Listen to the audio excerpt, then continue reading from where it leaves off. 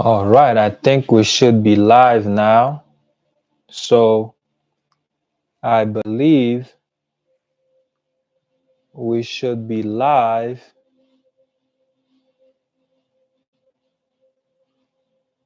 All right.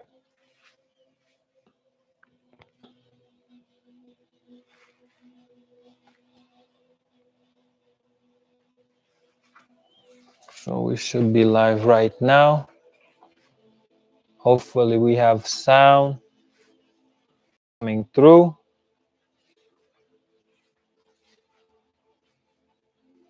I think we should be good to go. Hold on, let me.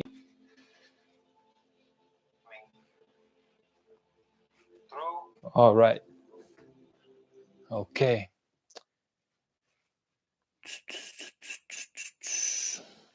All right.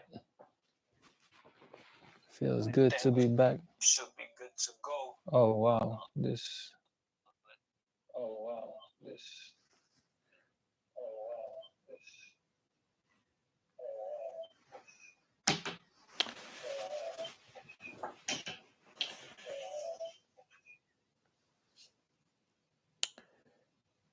All right, everybody. Welcome back to the live stream.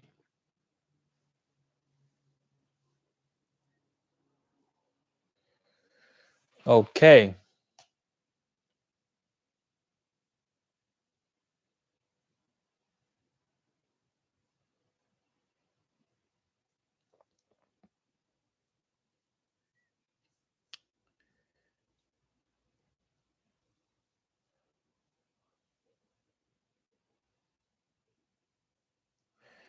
All right. So those of you joining in on the live, make sure you hit the like button as you make your way into the live stream here tonight.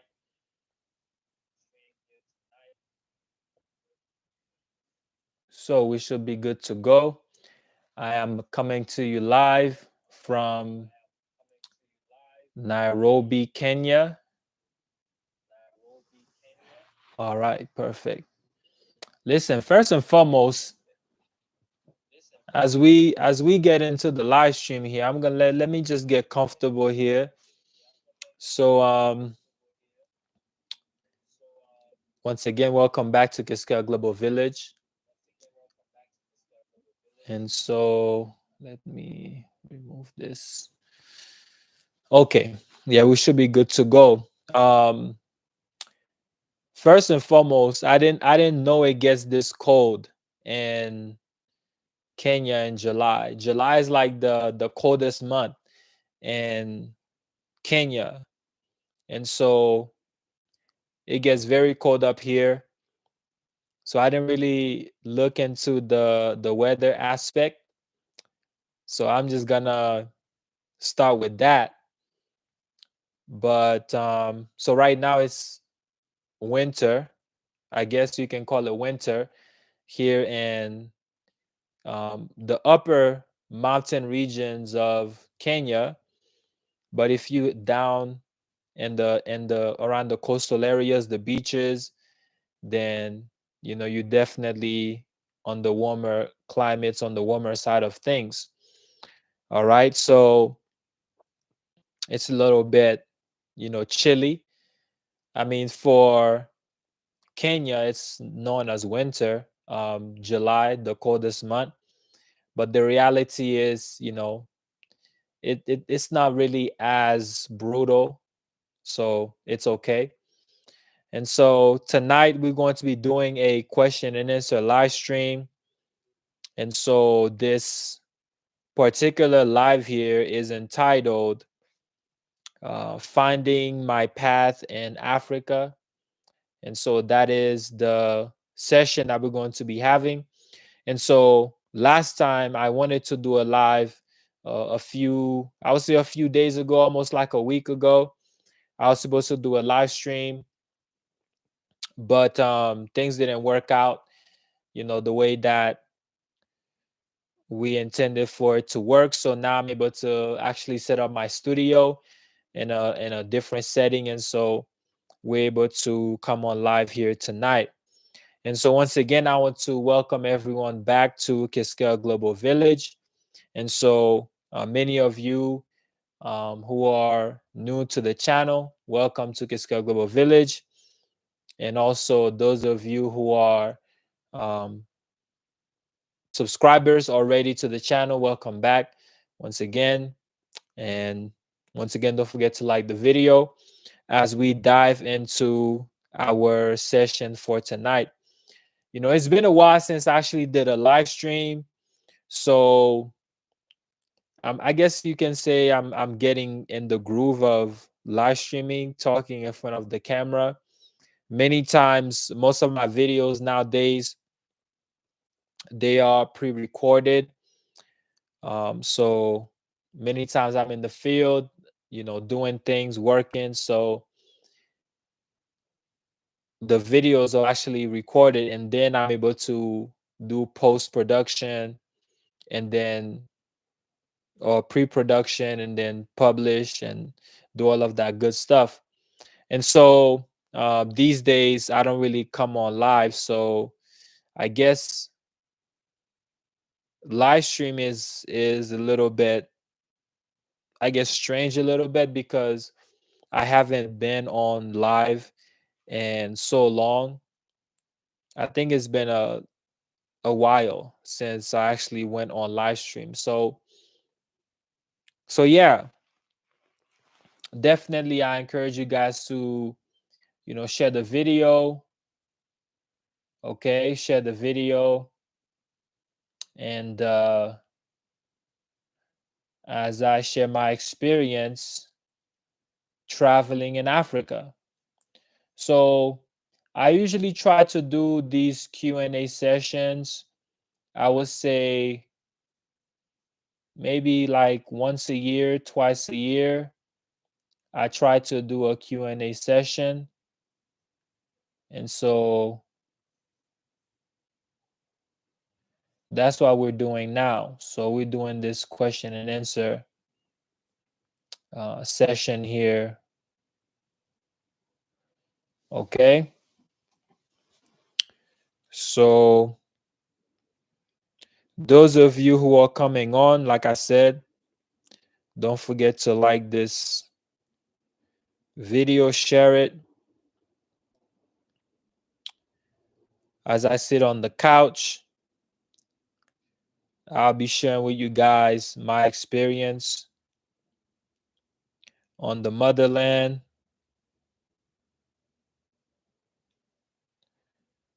the beautiful land of Africa, also as they call it.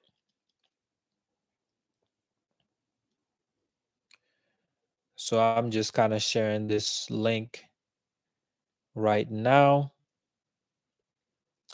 Right now, it's actually almost 3 a.m. in the morning here on the east side of Africa.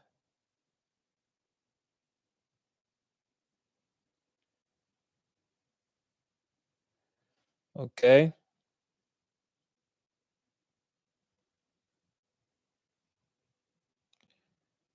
So it's like 2:24 in the morning. Okay, that's the time.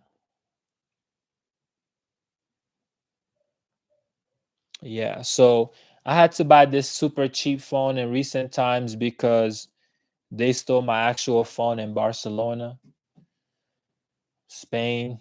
I'm still, I guess you can say, mourning over that situation.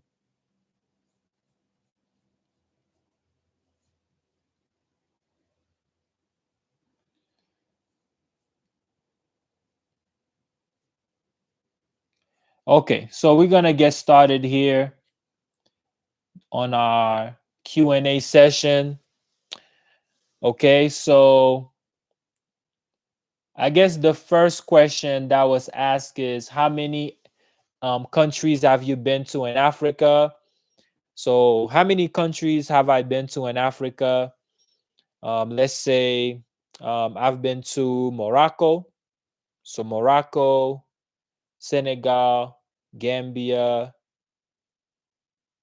Okay, I've been to Egypt and now Kenya. So I've been to 5 countries in Africa. Okay, and so yeah, 5 countries. So far, so good.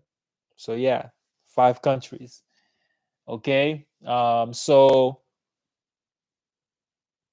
yeah, it's been a journey so far. So 5 countries. There's over what 50, 54 countries in Africa. So within the last few months, I've been able to, kind of go through some of those countries, and so far so good.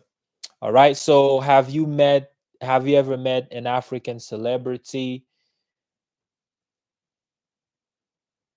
That's a good question.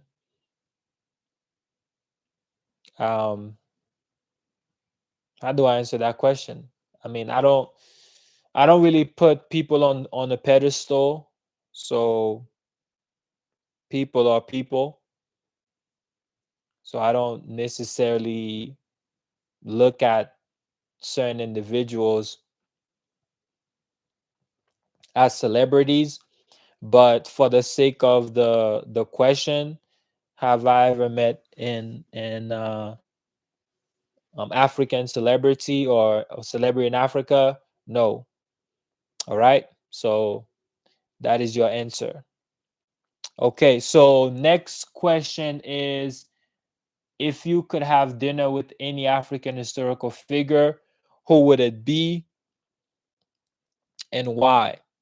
So once again, these Q&A session here, okay, these questions that I'm answering, okay, they are based on my experience here in Africa. And so if you watching and you have some questions, feel free to put it also in the comments, okay?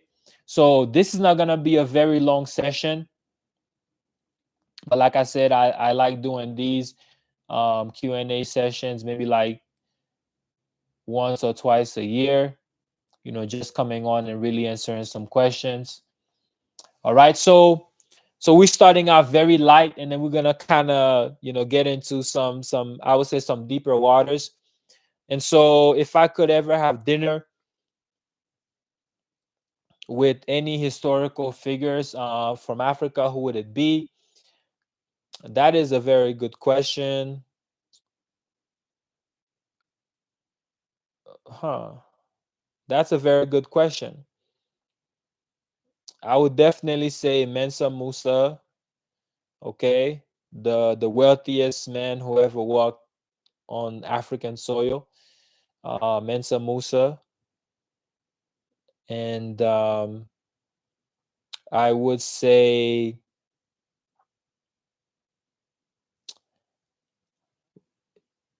who else? Yeah, Mensa Musa. And then I don't know. I think also just different eras, different dynasties. Just going back to the Library of Alexandria, Egypt.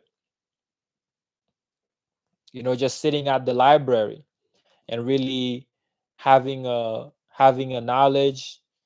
I think that would be great.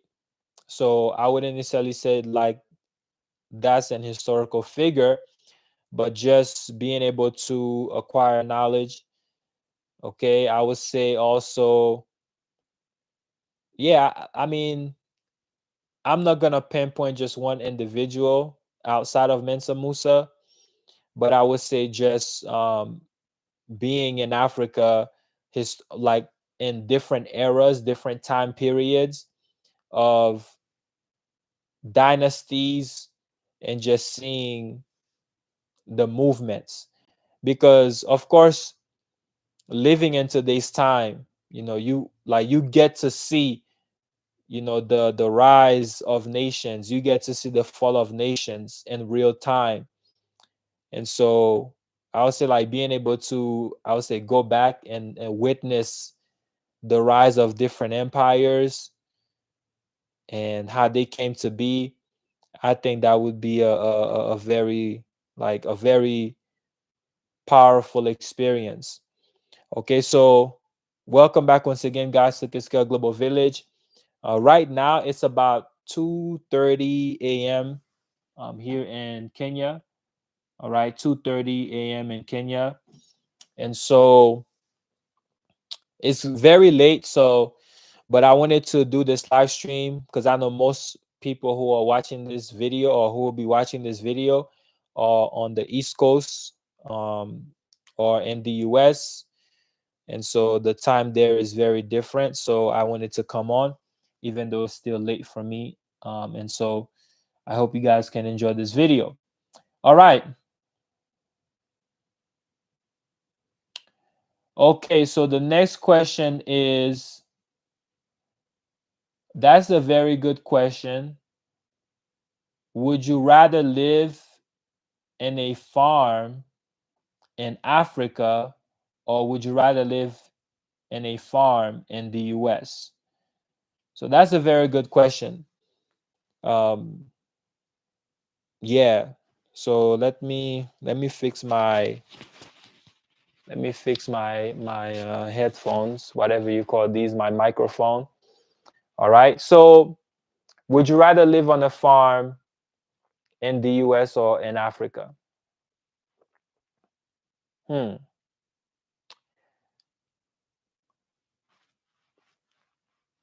I would say both. Yeah. I would say both. I think that, I mean, I've lived on a farm in the US before. I think living on a farm in America is a great experience. It's not, I wouldn't necessarily say it's like completely off grid per se, but it's a great experience. And so the terrain is different, the landscape is different, and depending on the occasion, you may have different fruits, different foods. And so I would say, yeah. And so living on a farm in Africa, I mean, I've lived in the bush here in Kenya before, especially in recent times, visiting the Maasai tribes, living in the bush. And so over here, they don't call it the farm per se, they call it the bush, living in the bush. And so I think it's a great life. So a farm is a farm, is a farm. So it doesn't matter where you are. So, yeah. All right. So once again, guys, right now it's like it's very late. I'm doing this video very late. So if you see, you know, I'm kind of relaxed or a little bit slow, it's very late right now. Okay.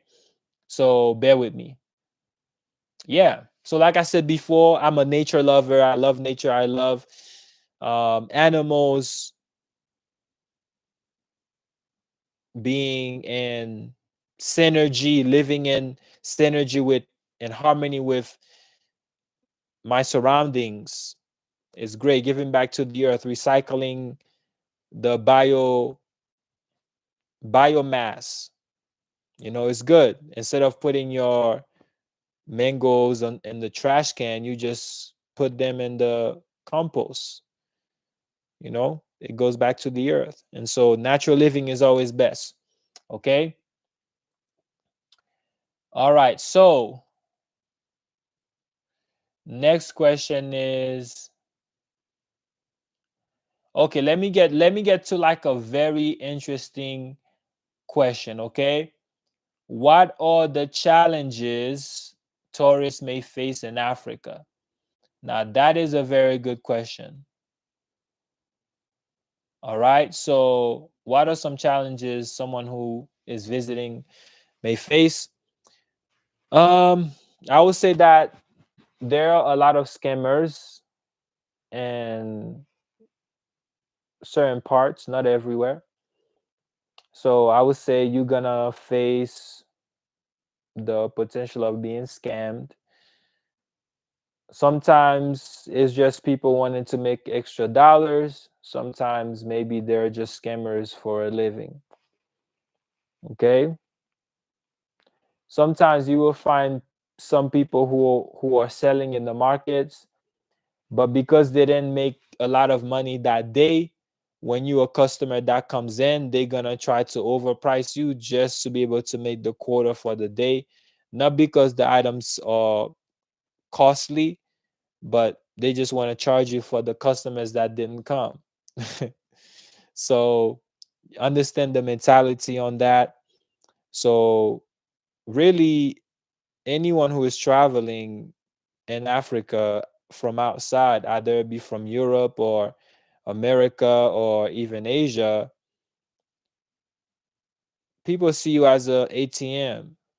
When I say people see you as an ATM, that's not always in a harmful way. They just see that, okay, well, this person comes to the country as a tourist to spend money.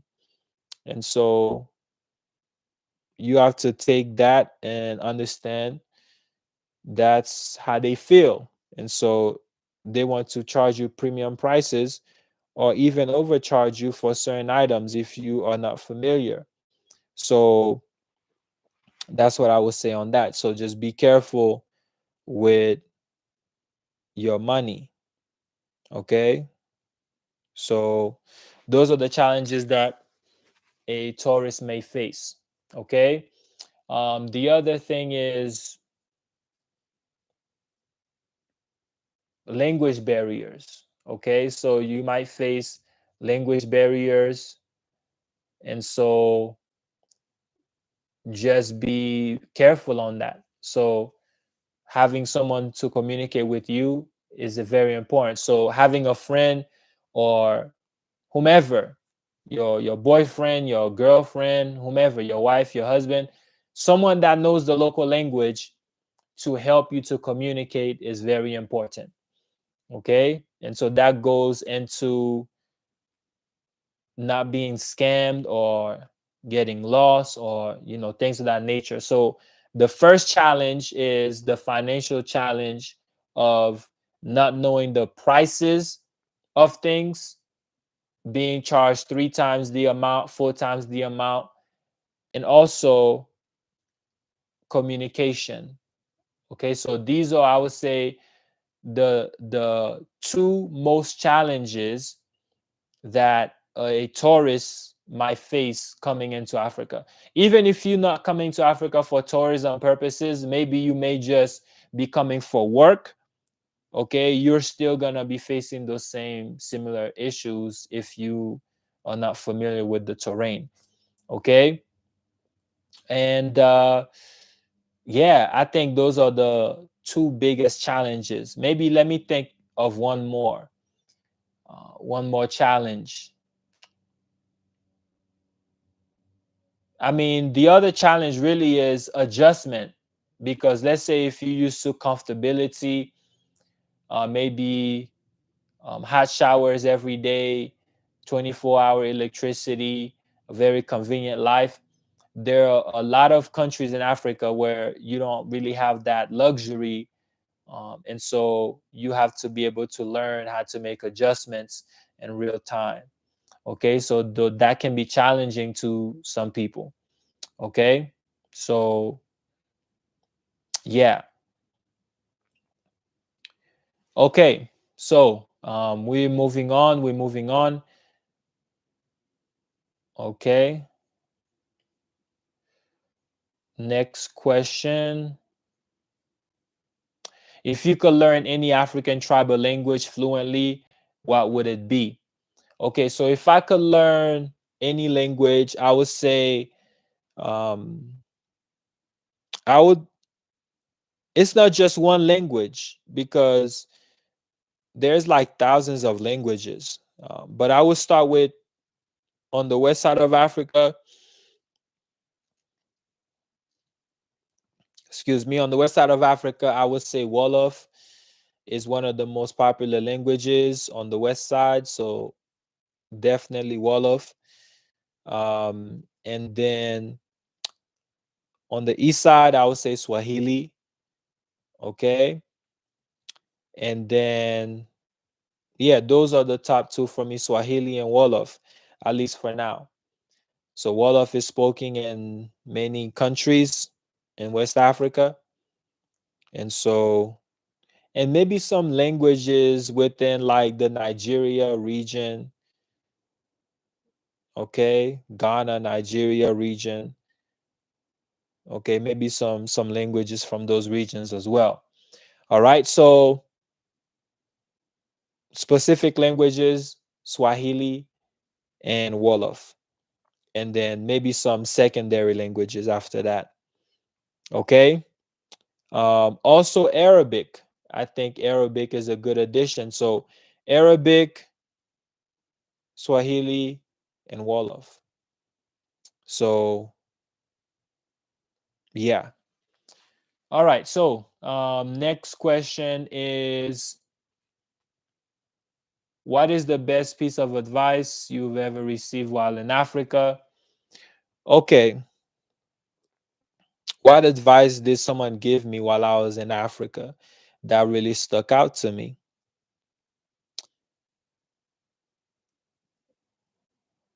I'm trying to think what advice or the best advice that I've ever received while I'm here.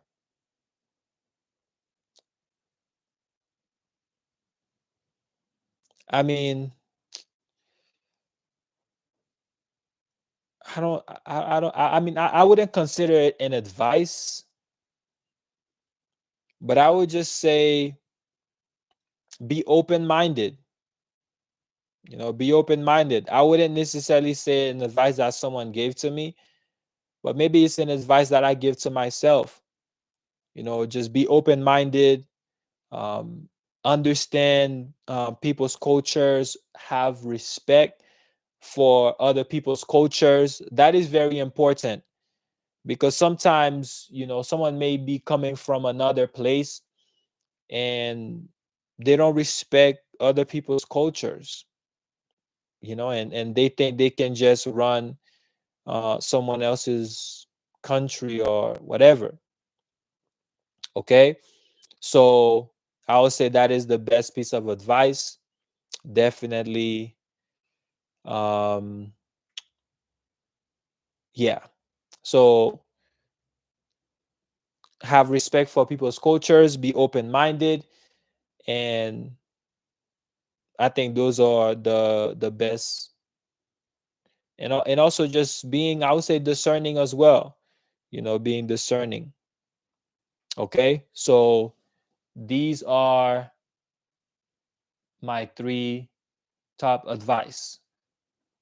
Okay, now I think I'm gonna answer maybe one more question, and then after that, I'm gonna wrap up this live stream. Let me see my next question here. Let's see. Okay, next question says, do you live in Africa permanently? Did I permanently move to Africa?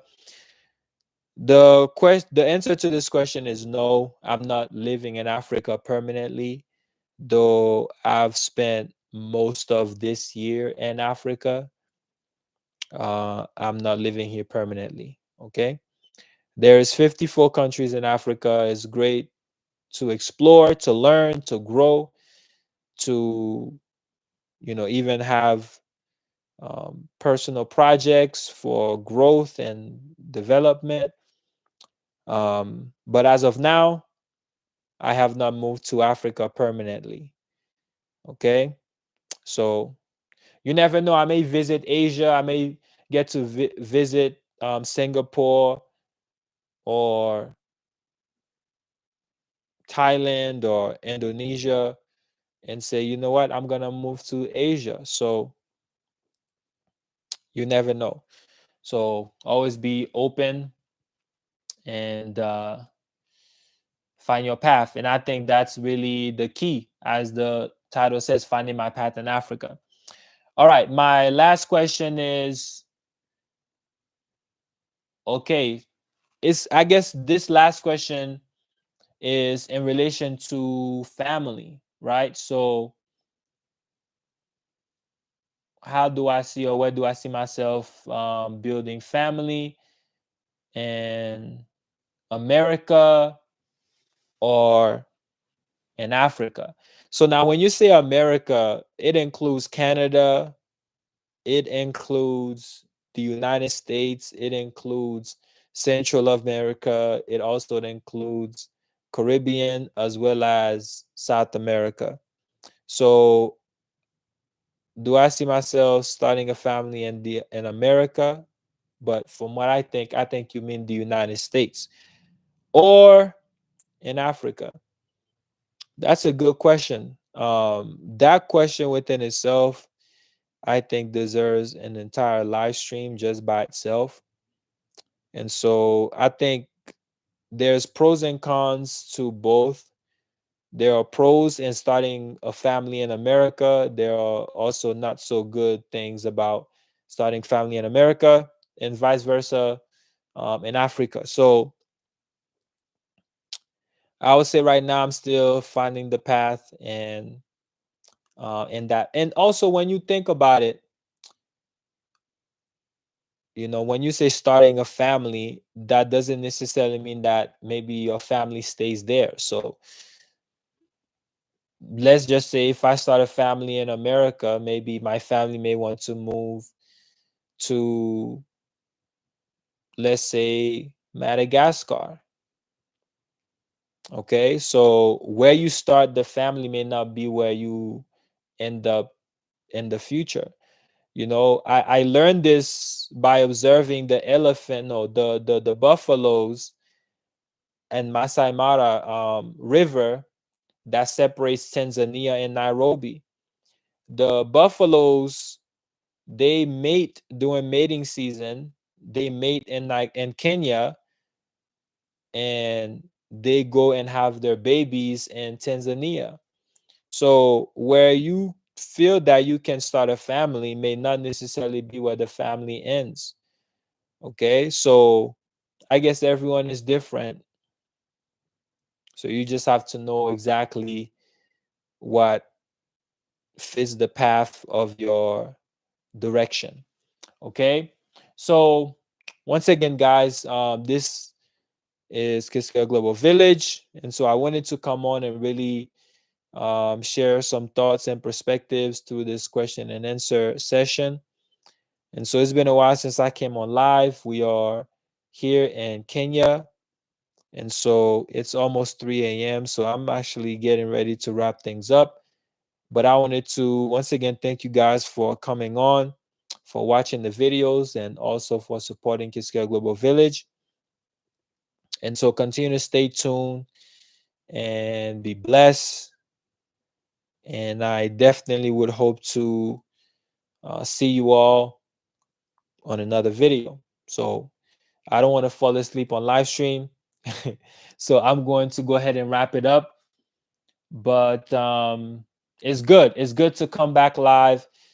And so hopefully I may be able to come on again. But until then, you guys, I'm definitely enjoying Kenya, the scene, the environment. It's great. It's great. So thank you guys for watching. I'll see you next time on another video. Peace.